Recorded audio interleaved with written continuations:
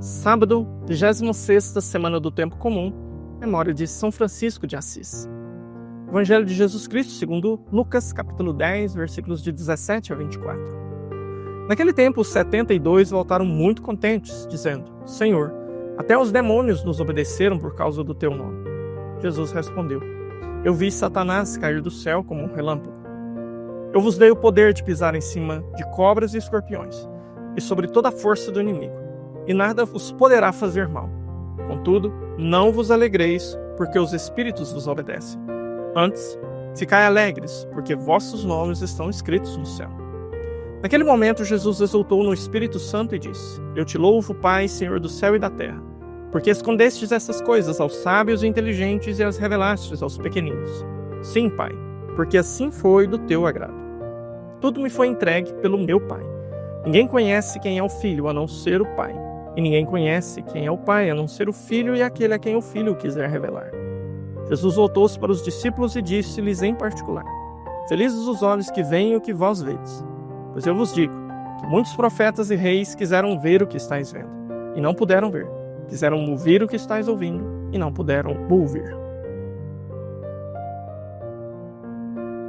Quantos irmãos e irmãs, hoje eu vou te convidar a meditar sobre um apóstolo que, de tempos em tempos, eu gosto de pensar sobre ele.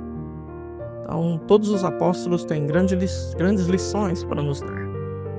Mas esse eu acredito que ele tem uma das maiores lições que nós podemos aprender deles. E não é Simão Pedro, não é João, discípulo amado, não é Judas Iscariotes. Então aqui nós temos um grupo de discípulos, né? É o grupo maior. Então não dá para nós sabermos aqui com certeza ou não se eles estão ali no meio. Provavelmente sim, eu vou partir do pressuposto que sim. São 72 discípulos, então imagino que ali no meio deles estão os apóstolos, que por ser apóstolos não deixavam de ser discípulos, ok? Então esses discípulos saem, vão pregar, vão fazer milagres, vão fazer coisas extraordinárias. E aí o Evangelho mostra o retorno deles. Voltaram felizes, voltaram satisfeitos, voltaram empolgados, voltaram realizados. Então é bom pensar nisso, né? Não sei, às vezes a gente cria uma visão muito demoníaca de Judas Iscariotes, né? Aquele filme do Mel Gibson, A Paixão de Cristo, ele fez questão. Ele pegou um cara com muito cara de safado, um cara de mala para fazer o Judas. E feio pra dedéu também. Então, assim, tá, mas ali ele queria mandar uma mensagem cinematográfica, né? Mas eu parto do pressuposto que Judas tinha uma missão muito nobre no meio dos 12. Ele era o tesoureiro. Ele cuidava das finanças. Ninguém põe dinheiro na mão de um doido, de um psicopata, de um safado. Assim, a gente põe dinheiro na mão de quem a gente confia. Eu acredito que ali Jesus deu um voto de confiança. Judas devia transparecer essa confiabilidade. Então, sim, eu não penso num Judas que de cara ali entrou com um plano, um esquema na cabeça. Vou trair, vou acabar com isso aqui, né? Eu sou um arauto do Satanás. Não. Eu imagino ele muito bem intencionado. Eu imagino ele cativado, como os outros foram cativados. É claro que ele não se deixou alcançar totalmente. A gente percebe isso ao longo da sua trajetória. A gente já meditou isso nas semanas anteriores à Páscoa, também no tempo da Páscoa. Judas, diferente dos outros, ele nunca se referiu a Jesus como Senhor. Ele sempre se referiu a Jesus como Mestre. A gente vê isso na última ceia, quando todos os outros se referem a Jesus como Senhor e ele é o único que se refere a Jesus como Mestre. Então, ele não se deixou alcançar, mas se deixou de alguma forma. Não foi tanto, mas foi de alguma forma. Então ele caminhou com Jesus, ele ouviu Jesus, ele viu os milagres de Jesus, e o Evangelho de hoje nos ajuda a entender também que ele também foi um instrumento de graça na vida de pessoas. Foi um instrumento de milagres na vida de pessoas, né?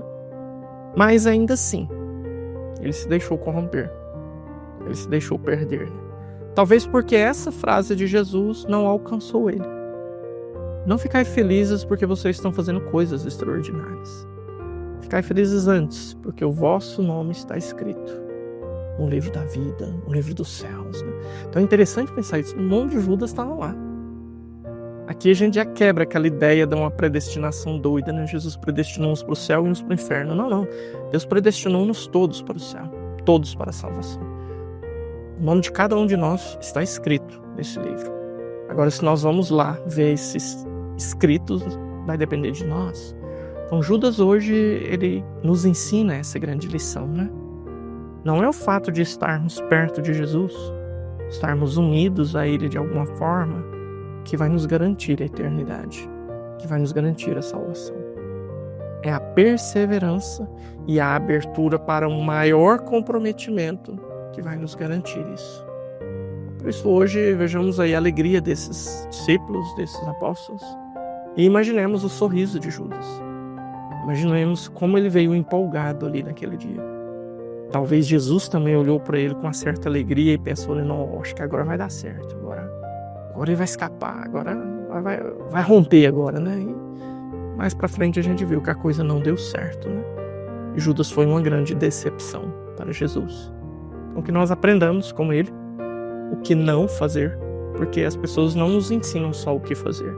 A gente também tem que ter a sagacidade de aprender com as pessoas aquilo que não devemos fazer. E aprendamos dele hoje a colocar a nossa empolgação na direção correta, para que por empolgação com coisas maravilhosas que podemos ver na nossa vida, não percamos de vista o que é mais importante, a meta, que é o céu, estar com Deus por toda a eternidade. Deus te abençoe. Em nome do Pai, do Filho e do Espírito Santo. Amém.